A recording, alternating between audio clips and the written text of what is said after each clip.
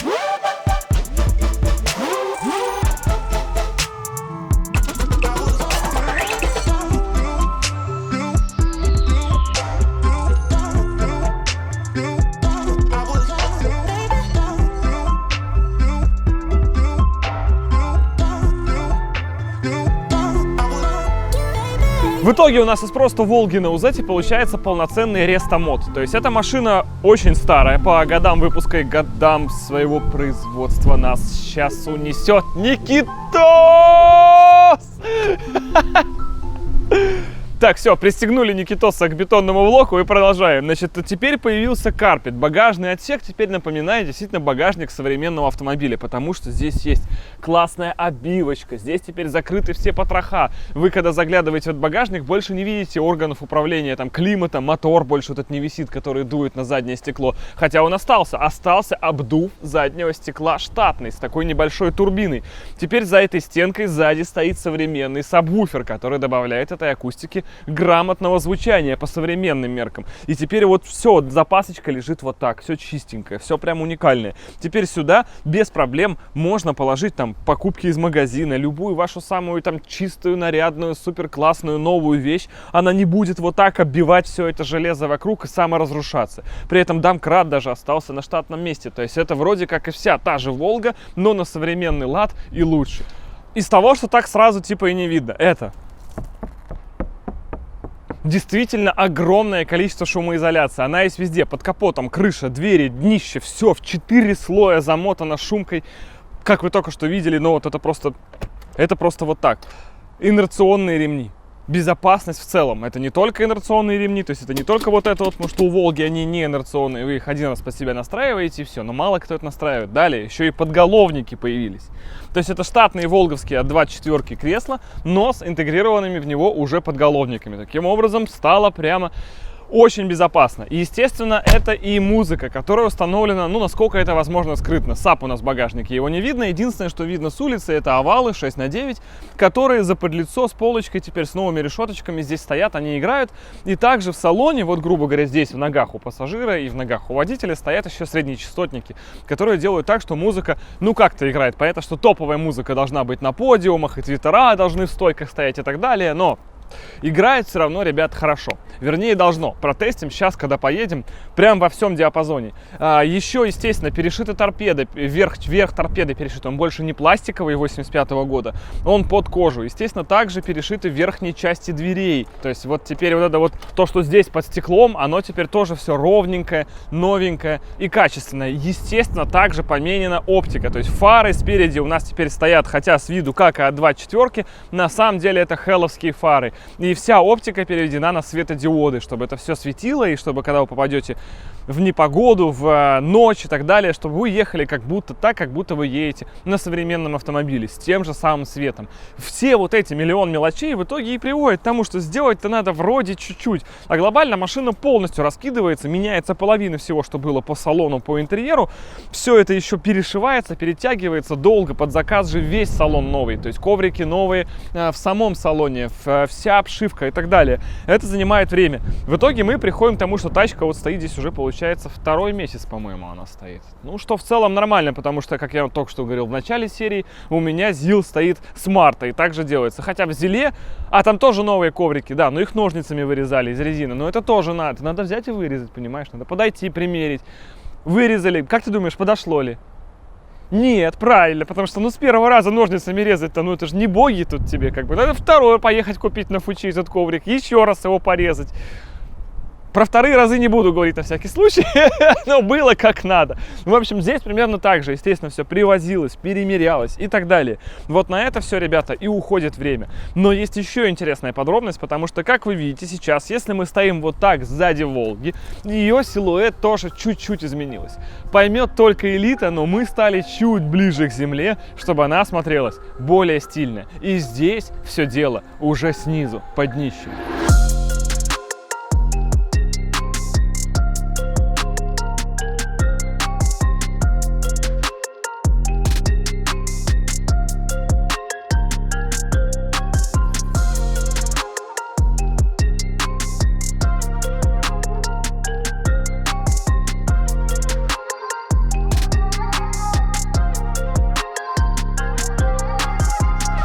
Тем временем еще же делались всякие промежуточные работки и по низу. То есть, смотрите, допустим, вы хотите просто сделать в Волге антикор, как, собственно, здесь было по требованию заказчика и сделано. Но к антикору, поскольку у вас тут идет очень горячий от V8 выхлоп, соответственно, сразу придется добавлять еще и термоэкраны, которые, естественно, также сразу были и добавлены. Вот, к сожалению, казалось бы, вроде так все просто, да, взял, сделал и поехал, но нет, иначе бы машина просто рисковала сгореть. Глушак, соответственно, остается старого конфига, при этом здесь все в порядке, еще очень много антикора, сделанные жидкие локеры и даже перебран задний мост, потому что по нему вроде как наблюдались то ли люфты, то ли вибрации, поэтому, собственно, не знаю, будем говорить про передаточное число? Конечно. Будем говорить про передаточное число, значит, оно было 3,9, стало 4,3, мы не знаем почему. Потому что нужно было поменять главную пару, а которая другая главная пара, она стала 4.3. Благо, ни разгон до 100, ни какое-то соотношение держака к чему-то, собственно, клиента не беспокоило глобально. Оно глобально и не поменяется абсолютно никак, потому что у нас как до этого вторая не успевала в отсечку к сотке уйти, так она и сейчас не успевает, только сместиться. В общем, если было мало V8, V8 в плане момента, особенно приходящего на колеса, стало еще больше, а разгон до 100 у нас никак не пострадал. Через это... Я не знаю, что сейчас будет, но что-то определенно будет. Потому что, как вы видите, колеса сняты, а это значит, что резина на них меняется на вот за 600 рублей. А в магазине все для дрифтера БУ, брат, заходи, бери. Чтобы клиентскую не жечь просто, поэтому ставим сейчас эту лысенькую, которую я нарулил, соответственно, где-то на шинке. И, тестируем, как там главная пара-то. Она же должна, совсем, дрифтеры, они же меняют пары там покороче, подлиннее, да, Никитос? Ты просто с этим знаком больше, чем я. Мне-то что, если занесло, все, дрифт начался. Значит, я в РДС. Собственно, сейчас этим и займемся. Смотрите, в чем прикол. Теперь, после всех манипуляций, тачка вроде бы осталась с виду та же самая. Вот никто не видит, в чем разница, однако. Она стала гораздо тише. То есть двигатель стал дальше. Выхлопа теперь вообще не слышно, если его только не сделать. Пока в комфорте. Все нормально. У нас, смотрите, все дерево, все стало аккуратненько. Опачки, и поехали. И эти вот изменения, они занимают как раз все это время. Я вот постоянно вам про это говорю. И хотя тачка вроде вот как была, так и была. Люди скажут, что поменялось? Потратили там огромное количество времени, естественно, огромное количество денег, чтобы все это заменить. Однако, все-таки, V8 это, конечно... Как тихо стало, слушай. То есть ветер шумит в лобаше, а это никак не убрать. Он будет всегда шуметь на старых машинах, и в УАЗике, и в Волге. Вот так. Это никакая шумоизоляция уже не исправит. Самое громкое, что есть, это вот этот ветер, который шумит об этот стык крыши верхней со стеклом. Обалдительно тихое стало. Прям... Это на Волга так не должна ехать. По-моему, это же такой иномарочный эффект получился. То есть она реально как плывет. Сейчас мы еще выйдем на какую-нибудь дорогу, где можно побыстрее разогнаться, и прям вы кайфанете. При этом остаются что? Волговские релюхи. То есть вы одновременно и в Волге, и в суперкомфорте. Вот что главное. Теперь работает кондиционер. Сделано так, что печка не жарит всегда. Что в Волге также практически невозможно было убрать, чтобы печка просто не грела.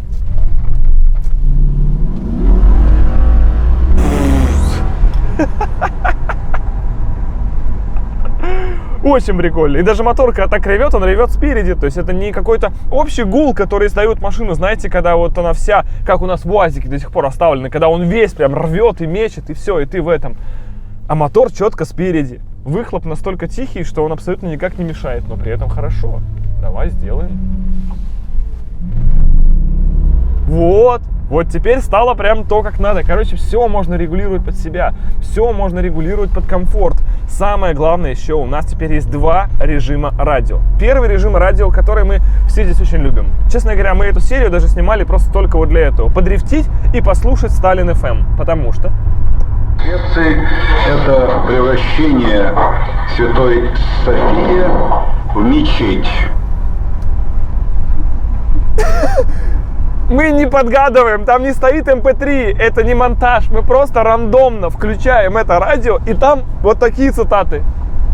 Я не понимаю, как это работает, откуда вещает, из какого измерения вещает эта радиостанция, но она есть. Давай попробуем еще раз. Его превратили в мечеть. Ну, это мы поняли. Сигнал многократно отскакивается. Ну-ка, ну-ка, ну-ка. Сменить статус собора и сделать его музеем. Они специально подбирают эти голоса, это качество передачи, то есть это реально прямо оттуда вещает. Хотя новости иногда там идут современные. Мы не знаем, как найти это в реальной жизни. Нам интересно слушать это в своих машинах, потому что это какой-то дикий прикол. Но помимо этого, теперь автомобиль обзавелся и опциональной качественной музыкой. Оп, вещание, которое происходит уже отсюда. Здесь все у нас скрыто. Сейчас будет гонка, пацаны.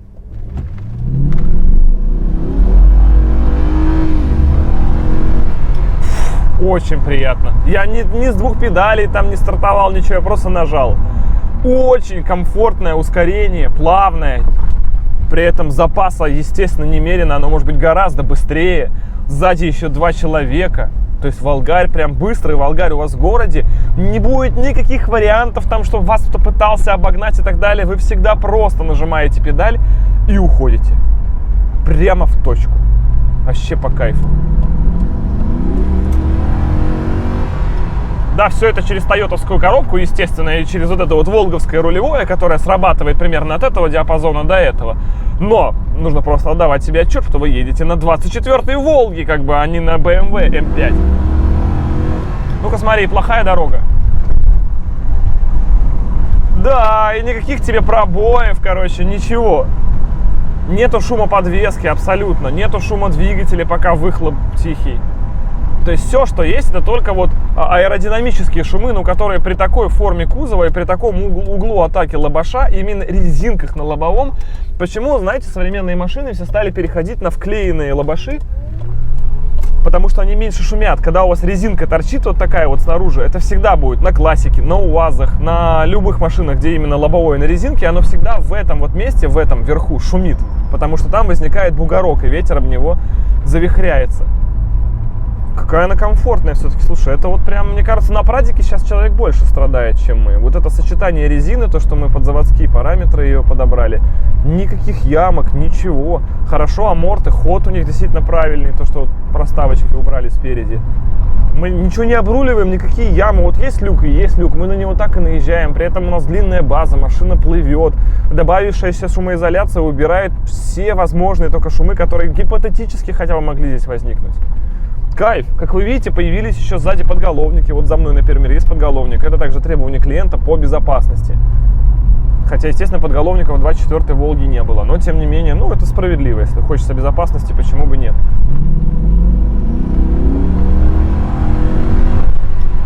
Очень быстро поднимается стрелка спидометра. Прямо очень быстро. Все, и уже под соточку на Волге. Кстати, из-за того, что теперь шумоизоляция сделана, скорость не чувствуется. Потому что у тебя больше не шумят покрышки от асфальта.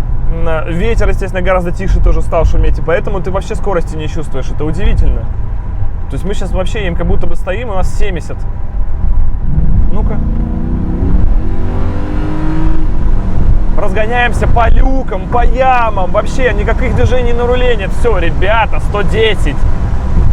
Обалдеть! Обалдеть! Вот это какая мягкость!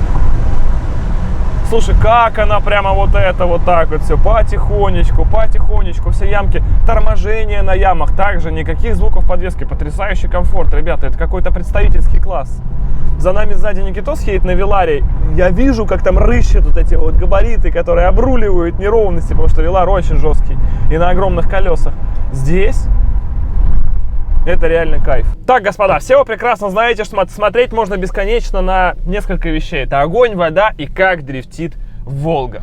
Именно ради этого, честно говоря, мы снимали эту серию. Мы готовы все делать, бесконечно ее тюнинговать, еще кастомизировать, только чтобы потом совершить тестовый выезд, в рамках которого мы навалим боком. Потому что дрифт не подобие дрифта, вернее, езда боком, скажем так, на старых машинах это всегда ощущение совершенно особенное, совершенно бесподобное, ни с чем не сравнимое. Это прямо страх и трепет одновременно, и счастье, и все очень эмоционально, потому что эта машина условно управляется, она практически не рулит туда, куда ты хочешь, но при этом это ощущение старого, мощного седана.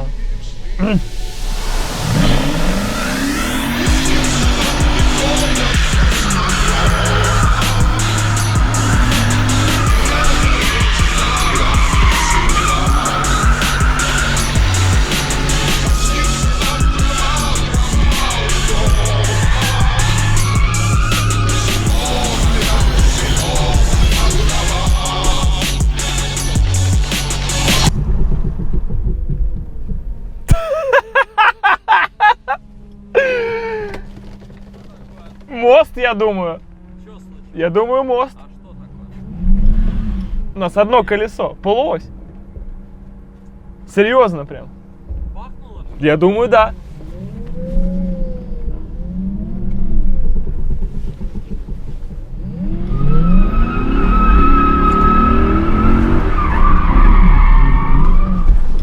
Два? А, заварила? Погоди, сейчас.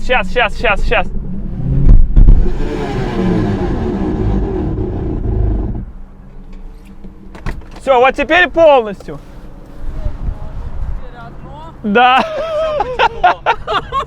Ну вот, отдали машину, все нормально. Я же говорю, редуктор. Да, нормально, молодец. А если бы это произошло у клиента? Конечно, когда он дрифтил. Да. Да, Нет, мы не могли этого допустить. конечно. Мы должны были сами. Мы должны были, я правильно это считаю, да? А что это значит? Что мы должны поменять мост? Да, И снова пробовать, да? Реально, а вариантов больше никаких. Молодец. Нет. Всё. Ну, Но мы не могли отдать фуфло. да, Мы должны были, мы обязаны. все нормально. Иначе не очень, ну согласись, вот так вот бы сел Василий. Конечно, подрифтил. Да, выехал бы на полчасика. конфиг и все, и ничего бы не получилось. Да. Но в этот раз прям красиво, Да. прям разорвало. Едем? Трос кто-нибудь брал? You show me how to dance now. So tell me what you're thinking now.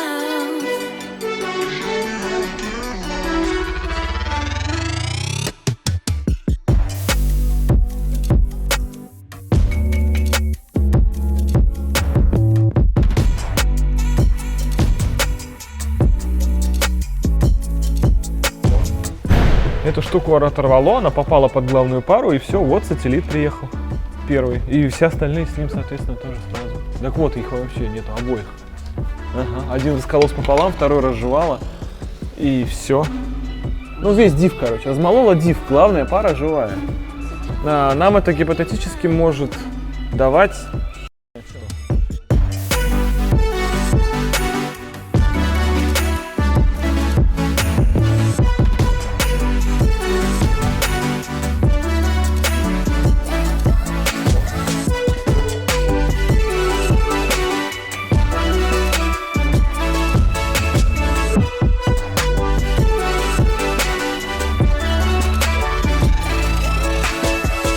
You show me how to dance. So tell me what you're thinking now.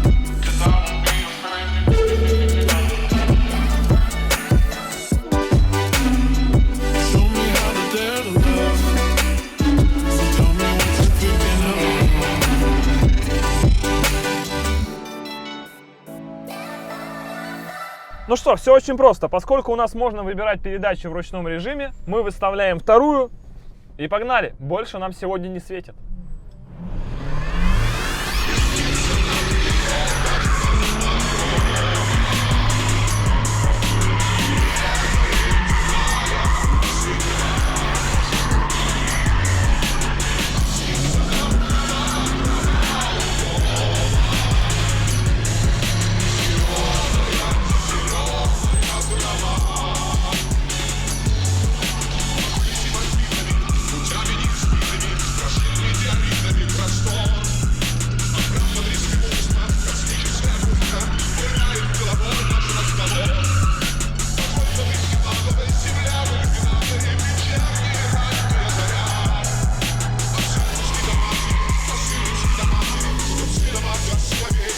По-моему, резины уже нет.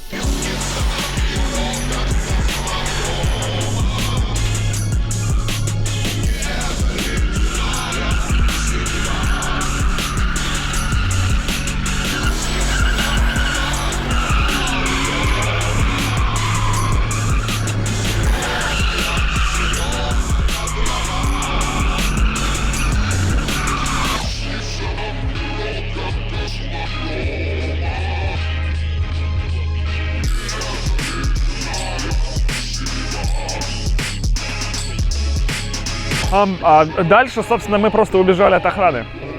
Ибо все-таки это Волга, мы очень серьезные мужчины, на УЗете у нас супер проекты, но злить охрану тоже больше, по крайней мере, положенного не стоит. Что ж, это было весьма интересно. Если хоть бы были бы еще доделки. Вадим, скажи, что здесь надо что-то еще менять. Надо срочно что-то менять, потому что после замены нужно обязательно что-то тестировать. Мы снова сломаем что-нибудь мост, еще раз починим, нужно будет снова тестировать, потому что в противном случае мы иначе на этом больше никогда не покатаемся, а Волга на УЗете доставляет несказанное удовольствие. Починенная, восстановленная, открашенная, с перетянутым салоном, супер классная. красивая, сумасшедшая Волга. Рестомод, можно сказать, получился. То есть машина дарит все ощущения старого автомобиля, при этом со всем комфортом нового автомобиля. Обожаю такие моменты, на ней едешь, и все тебе показывают большие пальцы, ну или, по крайней мере, мне в очках кажется, что они большие, да? Там разница-то минимальная. В общем, наверное, им всем нравится, как я дымлю им форточку, да, с детьми и мамам.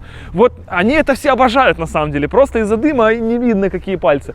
Классная тачка, с удовольствием бы поездил на ней, честно говоря, еще. С удовольствием бы сделал, наверное, такую себе, но у меня уже просто столько много всего, что я пришел к выводу, что я не успеваю на всем своем ездить. Поэтому 24-ка однажды, когда у меня будет меньше работы, встанет и в мой гараж на УЗете, просто чтобы периодически вот так ездить. Однажды и электро ж Волга поедет, да, наверное? Ну, на 9 мая, как мы все помним. Осталось совсем недолго. Но, тем не менее, ребят, получилось супер. И мы вам показали такую простейшую историю, как вы можете сделать проект, в котором все готово и можно ездить. Но осталось немножечко доделать. И вот это вот, как я говорю в прошлом видео, еще 500 тысяч и точно поедет. Они будут висеть всегда. Вопрос то, что есть некоторые критичные 500 тысяч, вроде как подголовники хотелось, да, допустим, безопасность, хотелось музыку, окей, это удовольствие, хорошо, музыку, хотелось еще чуть-чуть, еще там, еще здесь. В итоге все это выливается в сроки, время, и это внимание к мелочам, оно съедает огромное количество человека часов. И, естественно, еще 500 тысяч и точно поедет. Еще нужно же самоблок, ручник лучше ручной сделать аккуратненький, чтобы его не видно было. Ну, чтобы все-таки здесь еще удовольствие получать. Что еще можно? Музыку можно еще лучше поставить, да, 100%. Стекло заднее можно с подогревом сделать, пленкой, причем без нитей, чтобы не было колхоз, а именно вот как будто его там нет, а на самом деле он есть. Что еще можно сделать? Камеру заднего вида аккуратненько поставить, чтобы монитор откуда-то выезжал, и она смотрела, да. Что бы я еще сделал? Компрессор на УЗ можно прикрутить. Он за собой положит коробку, можно коробку еще усилить, вот так вот сделать. Еще перейти на задний подрамник вместо моста все-таки целиком, чтобы, ну, лучше вообще управлялось. И вот тогда точно будет Волга-Волга. Но это, господа, уже все через пару лет и пару миллионов рублей. Поэтому на данном этапе, я считаю, конфиг идеален. Дарит все ощущения ретро-автомобиля, потрясающе комфортно едет, ни разу не рулится, что дает ощущение, что ты прямо все-таки еще в 70-х.